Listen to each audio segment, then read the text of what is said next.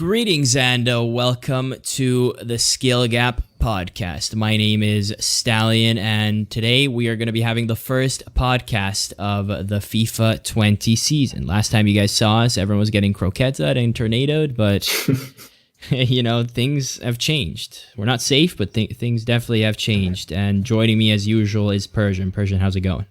Good, man. Good. How are you? I'm all right. Actually, if you're watching this on YouTube, you won't know this, but this was scheduled to go live at like 4 p.m. UK. We started about 2 hours earlier because I couldn't play the game anymore on stream. So here we are. And what we're going to do today is basically because a lot of people in my comments are saying stuff like, yo, Stallion, when your analysis is going to come, your Twitter stuff, your YouTube, passing this, passing that. And it's too early for that, but it's not too early to make a podcast about it. And I guess another reason why I haven't made those videos is because I'm not really motivated, because at the end of the day, I don't see the changes I want coming anyway, so I'll take my time with the videos. But we're going to be talking about every aspect of the game, and then we'll transition out of that because there's a lot of clowns in the community that we should be calling out for some weird things that are being said, at least from our perspective. But without further ado, let's start. We're just gonna start with different sections. Let me interrupt you for a sec, because it's relevant to say, like, we're waiting for a patch as well to see what gets fixed, what doesn't get fixed. Like, that's relevant for your videos anyway. If you want to make certain things, have a certain analysis about something, like, there needs to be a patch first to give them a chance to fix certain things that are broken right now. So yeah, I think it's best to wait for that. Yeah, that's true. There are potential things that I want the games to change that might be fixed with a patch, but that is wishful thinking sometimes. That is definitely wishful thinking, but we're still going to give them a chance, right? Yeah, of course. Always. We're very generous people here at the Skill Gap. But first things first, there's no other subject than passing. All right. And you're gonna have to start it off. I'll start off with this one because genuinely, though, it is one of the things that has genuinely improved compared to 18 and 19. That's where we draw the line. Further than that, we're not really. I don't know, because I see a lot more interceptions. It's easier to intercept some passes that should be intercepted, and that's always great. But at the end of the day, it's not really near where it should be, because there's still tons of CDM passes that do not get intercepted when you're manually there. And so the whole meta revolves around the usual ball hoarding possession, pass the ball up and down until the infamous pass into the striker goes there, and whoever's defending can't do anything about it. There's still passes that feel like they should work and they don't, which is weird, right? Because we did ask for harder passing, and that's what we always want. But if the pass is wide open, there's no need for random RNG error to be added in for the sake of it, especially when the tough passes that shouldn't go through still go through. They still go through. So there's just a misbalance. Like I said, this is not to be confused with, oh, you guys wanted harder passing, now you have it, now you're complaining about it. No. I'm talking about the balance of it. Harder passing is great, but you can't make passes. You're not supposed to add the error into the passes that should be working. That's my point, because the dumb passes that don't work still work, or that shouldn't work still work. I agree on a certain point that we definitely did want harder passing, but the way they made it harder wasn't what we intended or what we meant for it to happen. I think, if I'm being real honest with you, it just feels really unfinished. Like, they went in with the right intentions, and you're definitely right. Like, interceptions are in a better place, even though they're definitely not where they're supposed to be. But I think, like, it's so inconsistent, and that's pretty much like FIFA 20, like, across the board. It's inconsistent in everything, whether it be passing, defending, whatever. And it feels like you're just not in control, and you're waiting for a moment where it just goes wrong without you having any say in it. And that's really how I feel about the entire game. But, like, let's stick to passing now, specifically that. Well, we just saw you stream, and we just saw the games that just happened. There's so much RNG involved. There's a ridiculous amount of RNG involved, and I don't think that's the way it should be. And I don't know, man. You're the passing connoisseur here. You tell me. There's not really much to say. I get the feeling that like I said, some passes have error for the sake of having error, and then you still have the assistant passing that that still works because the game's like, yo, a chance needs to happen right now, and we're gonna make it happen right now, and it's just not how it should be because and this also relates to like the conversations we had back in the day about composure, and it just feels like there's way too many stats involved that take away from user input and add into RNG. But I mean, essentially that's it for passing, and we're gonna kick off something that you probably have better input than I am because you are the past Pez, superstar when Pez had the god tier dribbling. So dribbling. Dribbling, what are we saying on dribbling?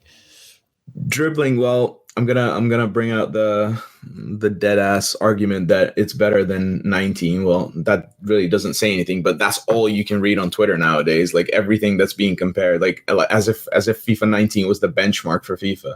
But yeah. Well, it's better than 19, but like it's so bad. Like it's really so bad. Like there's no control. It's all inconsistent. Like you'll take a heavy touch now, then you'll take a good touch, and like it's pretty much solidified the whole pay to win thing because you can't like dribble without the best players anymore. Like that's just what it is now. Everyone, like we pretty much all our circle in FIFA are all competitive players, and the whole consensus is if I don't have this player, I can't win. Yeah. If I don't have Messi, I can't win. I can't dribble. I can't do anything. And with the whole drop back meta, it's even more apparent now because there's no space. And the only way you can get in those spaces and like try to like create chances for yourself if you have the best dribblers. If you don't have them, you're screwed because the game's RNG is, whether it be RNG, I don't even know if it's RNG because like the gameplay is so bad. The delay plays a factor. Like I've barely had like I can count on one hand how many good gameplay games I've had, and I've played over 100 games already. So that just goes to show how bad like the gameplay is and the dribbling is, and it's a mess, man. It's a mess. I don't know how. Like the first week of this game, people were saying like this is the best FIFA since FIFA 13. We didn't even know. I didn't even know what I was hearing because like the gameplay was so bad, and like I get that like some people had good gameplay in draft and like they were basing their opinion off that, but like that's why we tweeted like really specifically like, dudes, chill. It's like been a week. Just give it some time. Give yourself time to see all the things in the game, and then have your opinion. And well, yeah, that changed really quickly as well. Because now everyone's like, well, maybe it wasn't as good as we thought it was. Yeah, and I guess a good disclaimer is that when we say we and the players we interact with, these are really like hardcore players and literally the top of the top. So it's like the 0.01% of players. So, when we say things like they need players to win, they mean they need players to on a competitive level. You know what I mean? On a competitive level, win. For sure. Yeah. Definitely. Yeah. They'll still be able to get like Elite 2. I myself got Elite 2 this weekend without any of those God players. So yes, you can win 26 games out of 30 without those players. But if you want to win 30 games out of 30 consistently without those players, bro, you're going to have to clench a lot of butt cheeks, man, because it's just not enjoyable. And I even would go so far as saying like dribbling, yes, is better than 19, but like barely. And the only thing that in dribbling that for me is like better than 19 is the whole hunching over, because actually left stick, right stick, like going left and right is barely better, if better. But the only thing that I actually noticed that is slightly better is there's less hunching over. But even then, like the dribbling in this game, I don't think it's good enough. The thing is, as we progress throughout the year, I can guarantee you that people will more and more do the crab walk thing. Like right now it's already starting. Like as soon as you get in higher divisions, like you're seeing it used more because that's the only consistent way that dribbling, like the ball really sticks with you, right? So that's just gonna happen more. I was watching Tass, for example, like a while back, and like every touch he took, he was crab walking. Like every touch, like every time he would pass the ball, the players would take a touch and he would crab walk, whether it was a second or not, he would crab walk. So that's gonna continue more and more, especially with like you said, the ball hogging and the ball possession and people having like trying to keep the ball for themselves. That's the only way you can really like consistently dribble correctly, basically. So it's going to be crab walk nation, man. Yeah, it's like it's one of the worst aspects of FIFA 17 was brought But what back. is it I called, just by the way? Strafe strafe dribbling? dribbling. Yeah, Yeah, that's what strafe they call it dribbling. now. Yeah. But we'll call it crab walking here because we're not Yep. hiding. Mm-hmm. We're pulling away the curtains. I mean, yeah, that's dribbling in a nutshell is just that. It's barely better if that, and then it just feels less user input based and more composure based and all these weird things that you just don't feel in control. So it's just not as fun. I don't think it's a coincidence that Pez was on top when dribbling on Pez was cracked beyond belief. I mean, that game's dribbling 100%. made it insanely difficult to defend, but I think people want to move when on the pitch, dude. They want to move, and Pez was at the top when you could move so quickly that it was actually like insane compared to FIFA, and it went downhill when that aspect of the game left. So I don't think it's a good move to make it so realistic that you have all these slow touches and animations. Let me state that I do like from the developer standpoint, I do think they're on the right track with their intentions, but what came out isn't really playable for me anyway, because like it just feels unfinished. Like I can see that they wanted to like increase the skill gap. They wanted to basically bring more manual defending. They wanted all these things, and I respect that, but like that doesn't mean that the result of what they delivered is up to par as like a triple A game and what you're paying for, basically, right? And that's more my issue with it. Like if you're paying $60 for a game and you're spending that many euros or dollars on FIFA points, then you're expecting like a top quality game. And from the start, it wasn't that. Like the servers are bad and like all these things that they tried to fix throughout like the whole period of FIFA. And the what is it like the surveys they would have, like their intentions seem okay, but like what are the results end of the day, right? Like we're still complaining about the same things year after year and they're not getting fixed. Like there's only so much like patience a community can have when it comes to those things. And I don't know, man. I don't really see the light at the end of the tunnel, you know? Yeah, and that's the tough spot for a hardcore to be because we're just screaming into a void as a really small minority of the community for things that we want and we think are the best for the game.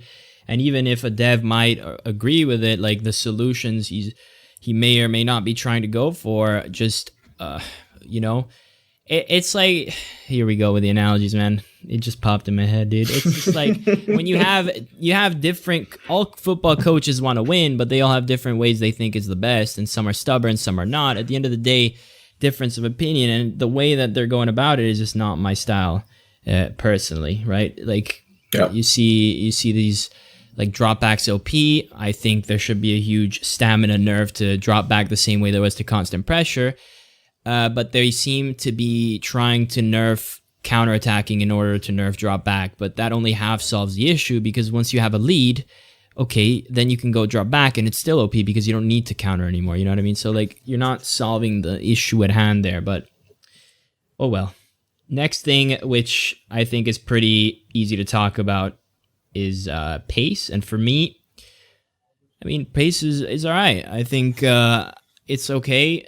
You could, in a straight line, you could outrun players at the start of the game when you should.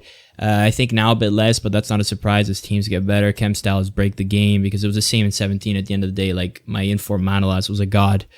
The problem is that you can't really make use of the pace thing when it's only valid in a straight line, right? You lose all your momentum when you have to turn. That's at least how I feel about it. I agree with that, but like there we go again with the inconsistency, because like I was watching like one of our friends yesterday play in Rivals, and he's like on 2000 skill rating, so he was playing Maestro, and there's situations where your players are loose, like they're like his name, I think it was Neymar, and he was literally off, like he was loose, so he was getting behind his defender, and like for some like weird reason his defender just catches up. Like I don't understand like how that's possible, you know? And Mm-hmm. he had a head start. His Neymar had a head start, and his defender still caught up to him, still grabbed him, and got the ball off him. And that's what I mean with like the game's inconsistent. If I'm burning you, I should be gone, dude.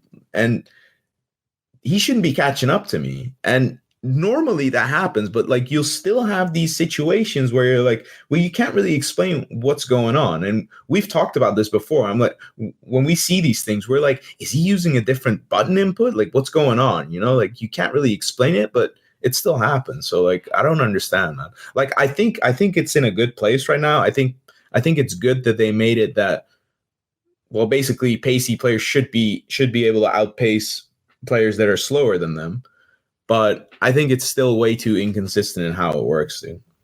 And the Yeah. problem is with how defending is, pace has become pretty overpowered now because I don't know, defending is a bit wonky, right, as it is right now. So, but we can transition into that whenever you want.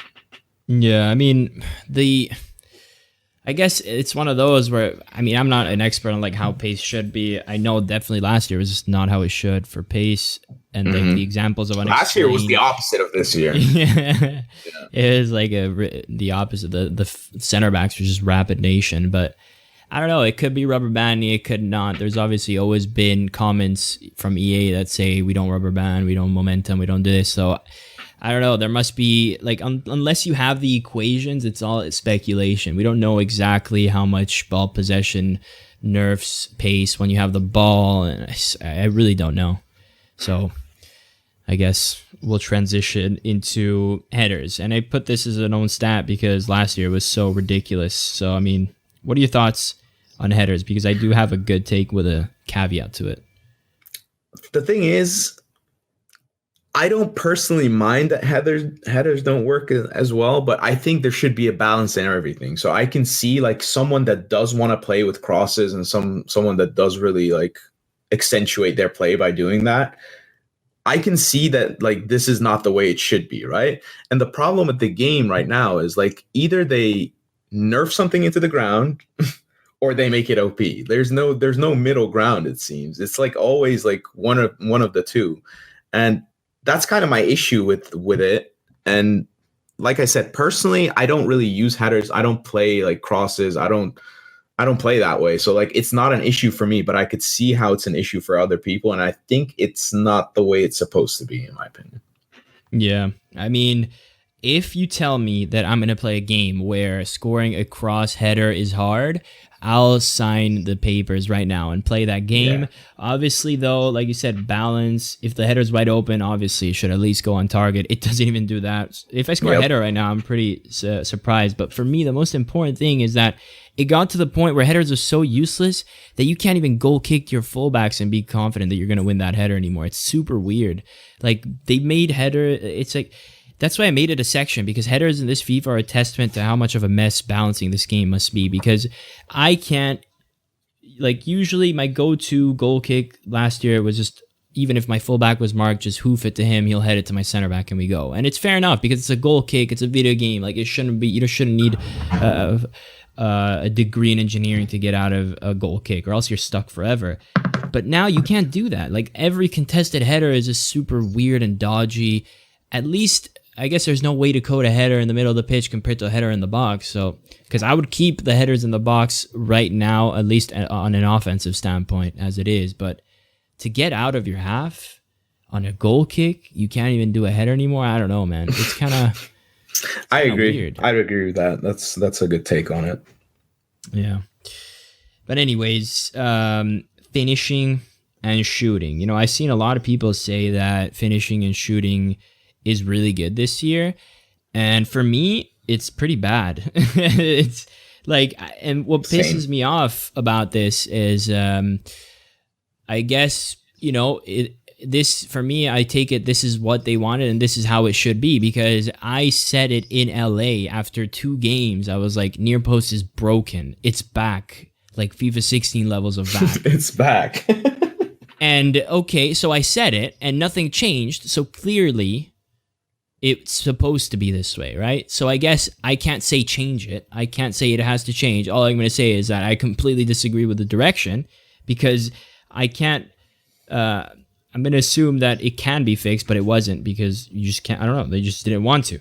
But it's so broken, and, you know, if you don't think that's a problem, like, that's just a big yikes for me, because we're going to have to disagree. If you don't think scoring at easily, which, by the way, it's not even like near post and far post are the same difficulty. Far post is 10 times harder to score than near post. So that's already like stupid for the game sense. But it should never be balanced. It should always be near post is more difficult because the keeper is marking the near post as he always should in the video game because you can't select all 11 and don't even dare tell me to move my keeper. Okay? I'm not accepting that. And if you can't defend for the near post, then as a defender, the whole mentality of defend the high percentage shot and give him the low percentage shot goes out the window because at that point, if a player is dribbling off on the side, you're telling me I have to overcommit on the side and therefore give him space on the center because the near post is as good as the far post. Actually, no, it's better. That makes no sense. You always cover the center. You always cover the center, but you have to defend to overcommit to the side because near post is broken. So like, it's impossible for me that finishing should be this way. Basically, you can't force anyone to make the choice anymore. You know, like when is what you're trying to say. Like it's hard to force them to choose because like normally you think like, okay, I'm gonna force him to choose first post because my goalkeeper is there. So if he takes that low percentage shot 9 out of 10 times or 99 out of 100 times, it's gonna miss or my goalkeeper's gonna parry it. And now you're basically what you're saying is you have to overcommit every time. You have to step in to make him not have the shot at all. And that's really a big issue in my opinion. And the thing is with far post, as you said, it's difficult because you have to really angle your body to hit a far post shot, right? And you don't necessarily have to do that. You kind of do, but not as much as you would need to do with a far post shot as you do with a first post shot. So I don't know. I think finishing in general is pretty inconsistent if you're using bad players, and which there should be a difference. Let me make that clear before anyone says that there shouldn't. There should be a difference, but it shouldn't be as massive as I have to have this player to be able to win, right? Yeah. That's the problem for me. And yeah, I think finishing is super inconsistent, man. I was literally another example from the competitive scene. Someone literally said, I would win this game if I would have Messi. Otherwise, he missed the chances, and like he would compare it to like how OP Messi is. Like he's gonna score them for me, and otherwise, yeah, it's gonna be difficult, man. It's gonna be difficult. Yeah, and the best way for me in my head that I explain it is that if you have a player going off to the left-hand side, right, which means he's on his left foot and he can either shoot near post, right, with his left, or far post across diagonally still with his left. If I give up the center, well, right now we're in a situation where if you give up the either side, you're pretty much going to concede, right? But if I hold the center, which is what I should do because my keeper is marking the near post, there's right now like a 70% chance I concede and a 30% chance that I don't. That should not only be flipped, it should be like 10% chance I concede and 90% chance that my keeper gives him a corner. And then, but because this is it, because it's a 70-30, you're telling me to overcommit. How can I overcommit and discard complete logic to that extent? And like you said, on top of that, like, which it doesn't make sense. Yes, I'm going to give up the far post because I need to block the near post right now. What? Well, whatever. On top of that, the way you create the angle for the far post holds a risk for the guy with the ball because when you create that angle for the far post, you expose yourself to a point where if the defender is right there, he's going to tackle you. So you can only do that when you're wide open. To make that angle for the near post, there's no risk for the ball holder because you're pushing yourself towards where the defender would never be. If to be where he's going to be, where he angles himself for the near post shot, I should be behind the striker. Do you understand? Like, why would I be behind the striker? Then the striker's offside. Like, he's in behind me. So I have to turn around and be like, sir, please go in front of me so I can tackle you while you turn around. And like, you know what I mean? It's so backwards that it should never work. Basically, they're forcing you, like, what I really don't like is they're forcing you to that angle every side, unless someone obviously moves around with his goalkeeper, but let's not talk about that. But basically, they keep forcing you to go for that post, even though it makes no sense. Like, I had to maybe play I don't know, 40 games before I could program it in my head that this is the way you need to score in this game, because it makes no sense. Like, it makes no sense to me. Yep, it's like if you turn up 2K NBA game or whatever, and the best way to shoot is you shoot backwards, so you can never be blocked. You can never be blocked. The best way to shoot is the back, like there's a webcam, hoops this way, I just go like this every time, and it just goes in. Like, that's the equivalent of what we're playing with near post. But I mean, that's all there is to it. So let's transition into The thing is, what I do want to say, go for it. it depends on the transition you want to make, but like, these are the reasons why people play drop back, like why they've resorted to playing drop back, because there are so many wonky things to defend that people just literally just think like, I'm gonna just sit back and just hope for the best, because they can't defend in this game. Most people can't defend in this game, and partially that's a thing. Because what do you want to transition in before I start on this? No, you go in that, because we're talking about defending, so that would be the perfect transition. We're gonna talk about defending. Well, partially the reason for that being like the finishing. Partially the reason why defending is so wonky is the bounces, like the endless bounces. Like, you just played a game where you started tackling the guy and trying to intercept the ball from his box onto your box, and you tackled him in between like 5 times, and the ball bounced off you every single time, and it resulted in a goal for the guy. So that's the whole point. Like, people, like, defending is so wonky, and it's like so off and on that they're just scared. Everyone's going to sit back and have as many people behind it as possible just to get rid of those bounces and try to have as many people to clean up the bounces. Basically, it's so inconsistent. Like, I don't even know where to start, man. This is the part that feels most broken to me, to be honest. Yeah. So I guess my question is, because I believe planned tackling is a lie, but now that I think of it, is it a lie? Or is it true in the sense that it is planned, but it's planned to screw you over? Because that's what's happening right now. What was advertised as planned tackling it's not working, Chief. It's not working out at all whatsoever. There's nothing about tackling in this game right now that feels like it's planned, unless the plan is to screw me over, like I said. So, unless you have Van Dijk and and the boys, dude, like that's probably the only defender I've seen that can. Literally, the ball magnetizes towards the guy, but other than that, it's all like, it's pinball 20, dude. It's not FIFA 20, but pinball 20. Pinball 20, man. I do like the jockeying in defender, that it feels better. But like I said earlier, I've seen so many times him jockeying, the ball just rolls millimeters away from my feet, and I'm like, what's the point of this agility if I don't grab a ball that's right next to me? That's what really, really.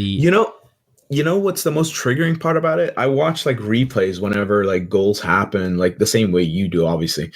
But what I see a lot now is that the player stands there, like the defender stands there, and the ball is like inches from him, right? And the ball just rolls past him, and he follows the ball with his head. So like the defender sees the ball, but he doesn't want to stick out his foot. And then on the other hand, you have like the most outrageous AI blocks where people jump out of the way, or like basically snatch the ball out of the air. And on the other hand, you have a defender just looking at the ball, just rolling in front of him. Like, it makes no sense to me. I don't know when he's going to intercept and when he's not going to intercept, when he's going to defend or when he's not going to defend. Like, it literally makes no sense. It's all RNG. Yeah, and that's why even though we have improved so much from 18 and 19, the feeling remains of uncertainty, because you just, like you said, that's a perfect way to put it. You just don't know when it's going to work out for you and when it won't. But that brings me to, I wanted to ask you a question, because a lot of people seem really angry that this year, all you have to do to defend is jockey, and just time the way the dribbler like runs into you, and your guy will just tap the ball away. Not that it works, because again, it never comes back to you. But like, what are your thoughts on that? Do you think that's cool, or are you one of those that says your player should never make that animation unless you press the circle button? You mean the animation of walking into someone? Yeah, and so grabbing like the ball that way? So you don't have to tackle, you mean? Exactly. Like you L2 into someone and then that animation happens. I don't mind it necessarily. I just don't think it should be the only way to defend. Yeah. Like this is literally how you defend now. I don't tackle anymore. If you tackle and you miss your tackle, you're gone. Like the player's gone. So basically I just jockey, and like that's how like you're basically everyone's like standing there jockeying and there's no actual tackling going on. I don't think that should be a thing. Like it should be in real football. Like you can jockey and you can basically walk into someone and grab the ball off them, or you should be able to do a decent tackle. But like the Yeah. tackle is such a risk now. Like no, I don't see anyone tackling basically. Yeah. I mean, I remember when I would play football, there were a lot of times that if I was jockeying, I'd think, all right, I'm going to go with a really like passive jockey in the sense that I'm waiting until the perfect second to go into tackle so I know I'm getting it. That's the real. I don't think it's possible to emulate that in FIFA and force someone to press tackle every time. In a perfect world, yeah, nothing happens unless you make the input, but I don't think that's realistic in a game of FIFA when all you have to control is a PlayStation like controller or anything. I don't think it's realistic. So I don't mind so much the fact that you don't have to press circle. I think it's fair, and the skill should just rely in like timing how you get close to him. The problem is that with that you need better dribbling, and then you also need plan tackling to sort of work. And then at the end of the day, you need servers because we don't have the servers for tackling to work as it is right now, where all you have to do L2, let alone if you add it that only by pressing circle will you tackle. So we definitely do not have any sort of servers that would allow that level of manual defending. Agreed. But is it just servers, or is the gameplay like is it like ingrained in like what FIFA is? Because I've played squad battles games that felt delayed, dude. Like I don't understand. Like, does that have to do with servers, or is it because squad battles is maybe connected to servers? I have no idea. But like I can't left stick dribble. When I can't left stick dribble in a squad battles games, I know like there's something wrong, dude. Like there's something really wrong with the game. Yeah, I've had actually recently, I won't name the person, a pro come into my DMs talking to me about it. And for him, it got to the point where he was actually like switching accounts in consoles and noting he's seeing a difference from console to console. And then over time, it would get worse on that one as well. And I'm just like, honestly, I have no idea what it could be, but I wouldn't discard it. You know what I mean? Like, I agree. I believe you. I believe you. I just That's the thing, though. Like, if you get like, we don't know anything about it, and they're not really. I mean, they have the pitch notes right now, but like, there's not really any communication going on because like it's been for years that they talk about delay, right? But they're not specifically saying what they're doing about it. They just say like we're on it, we're researching it, this and this and that, and we're doing surveys, blah blah blah. But now that it's been so long that the problem hasn't been solved, the community resorts in like conspiracy theories and what's going on, like how can we fix this, why is it going wrong, is it my account, am I rigged, like you get these sort of things out of the community because like everyone's just getting desperate. Like people start like questioning themselves, am I seeing this, is it in my head, is it actually happening?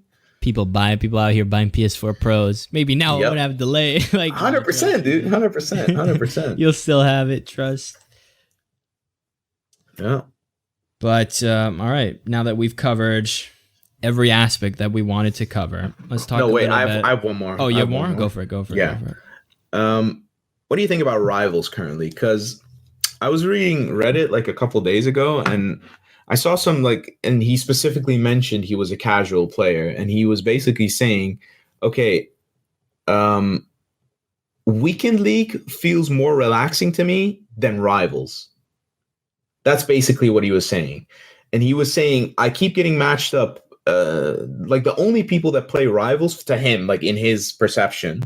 And I kind of agree with it, not necessarily fully, because obviously there's exceptions, but like the only people in his perception that were playing Rivals were like really sweaty players and people that had like super stacked teams. Like I'm talking like 2 weeks into FIFA, like 4 or 5 million teams, right? And he didn't want to play Rivals anymore. He literally said, I'm gonna just stick to squad battles as a casual player, and I'll play Weekend League now and then. But he didn't want to play for Rivals. Like, what do you think of that? Yeah, I mean, it makes sense. I think the reason I don't even disagree. I just, to a less extent, Weekend League is chill for me, given the type of player that I am, just because I'm stressed about, well, stressed, in quotes, stressed about 27 in Weekend League, right? When I get the 27, it's going to be even more relaxing, but I'll still be really triggered every time I lose. The difference is that the triggeredness is more spread out in Weekend League because statistically I'm going to win most games, and so it'll take longer for me to find a game that will really trigger me as much as Rivals, because obviously in Rivals is skill-based matchmaking, blah, blah, blah. Mm-hmm. But overall, Rivals sucks, man. I hate it. It's so bad. The server, it's unplayable to the core. I don't remember the last time I had a playable game in Rivals, including FIFA 19, dude. I don't remember. I just don't. I don't know when I can play it. I didn't play Weekend League last week. Do you think Weekend League, I'm going to play it this weekend, but do you think Weekend League servers are better, or like gameplay is better than Rivals? Let's see. I mean, off the top of my head, like if I think about it, played 30 games a Weekend League, I'd say 20 of them, 21 of them were unplayable, 9 of them were decent. If I played like 40 Rivals games, or in total, I played this. I remember the objective of like, you know, you can see when you get to 300 Rivals wins for the Ultimate Pack. I think I've got like 60 Rivals wins, so I've probably played like 100 at this point of Rivals matches. Playable rival games, probably like 10. So statistically, I think Weekend League, you're more likely to have like a higher percentage of playable games in Weekend League. That's weird, could that man. be down to the lower level of opponents?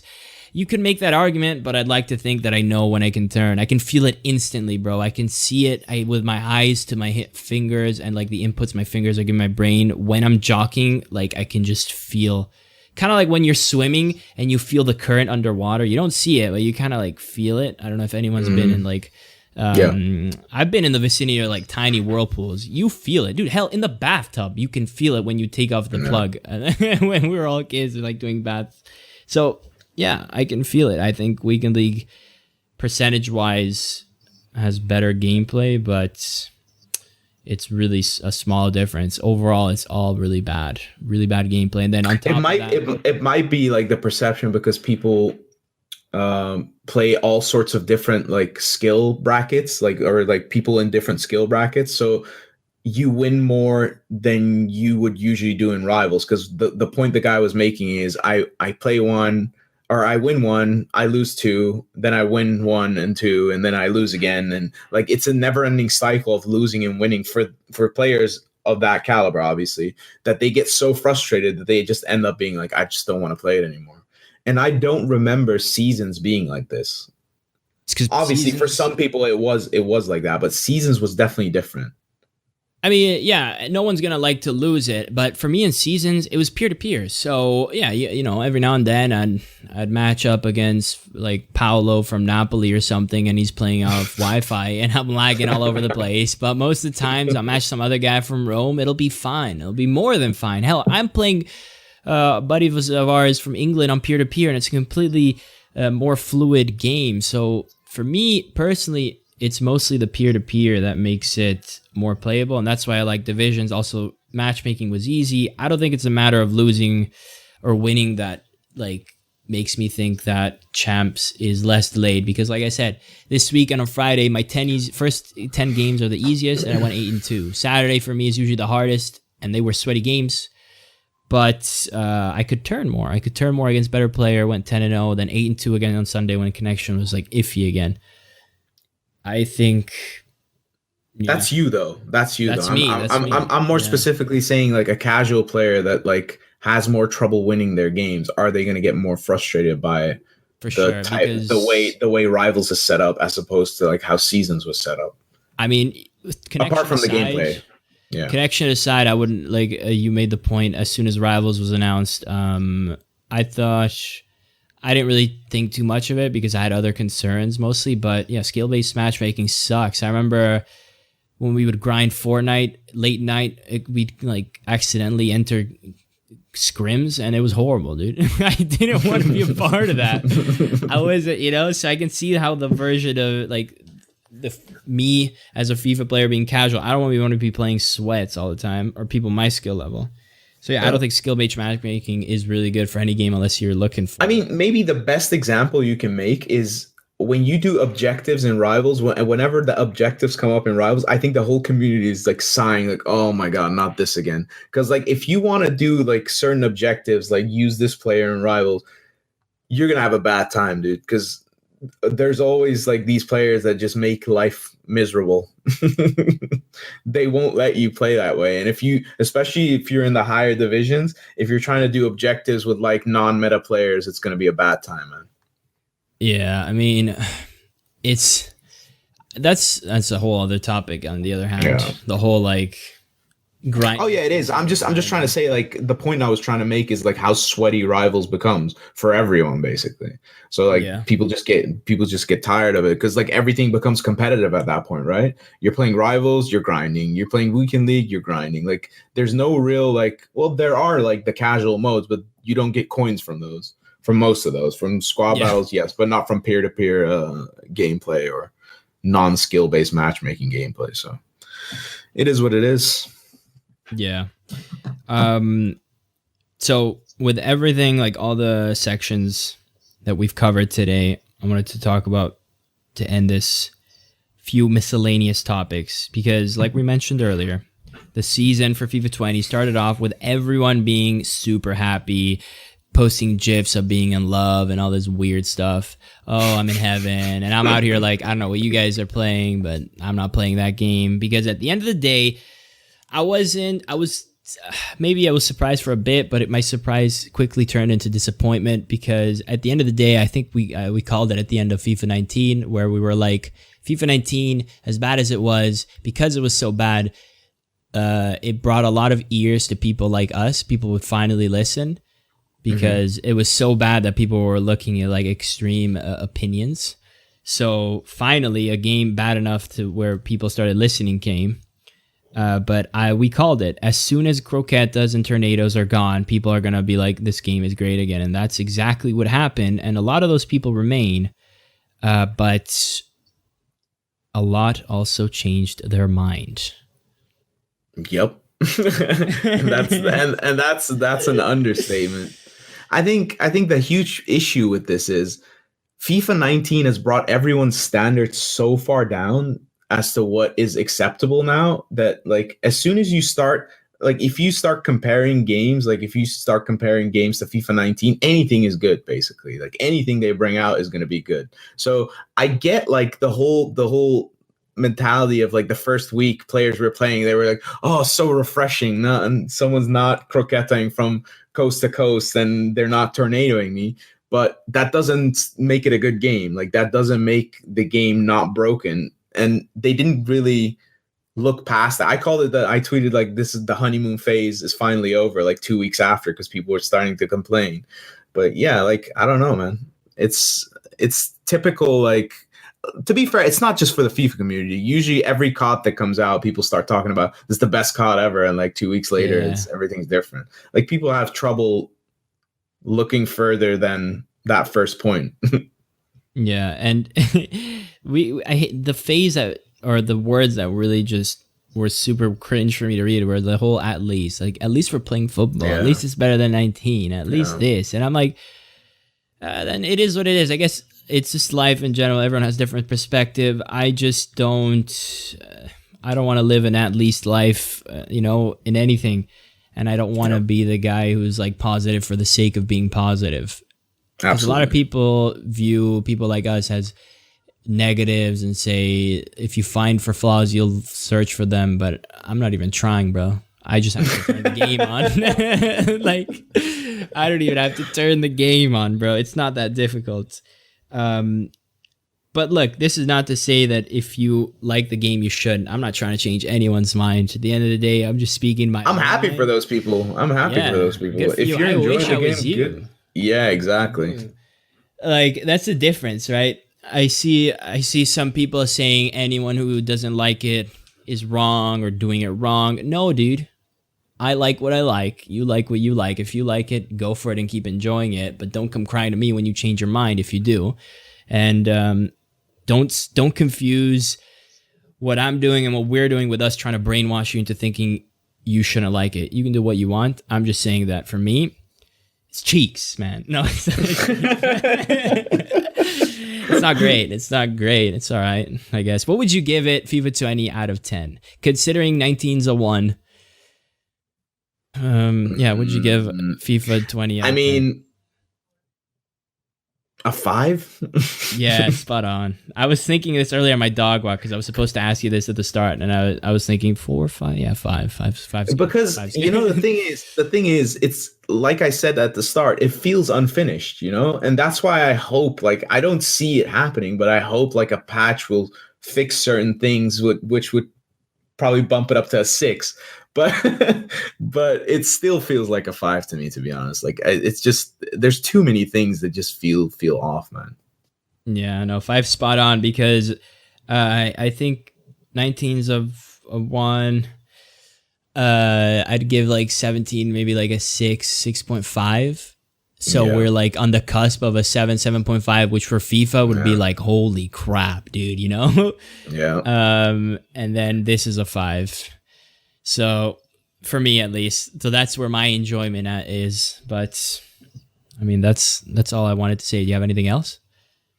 No, I'm good. All right. Well, on that note, we're going to call it a day. Thank you guys so much for, coming here live. Thank you for watching on YouTube. If you're watching on iTunes, it means I put it on iTunes. I don't know if I will yet. Don't forget to follow us both. Handles on the screen. At Persian7 for Persian, at Stallion Sama for myself. Once Persian gets to 1K followers, he's going to do a 12K pack opening. Kappa. And on that note, Persian, everybody, peace. Peace.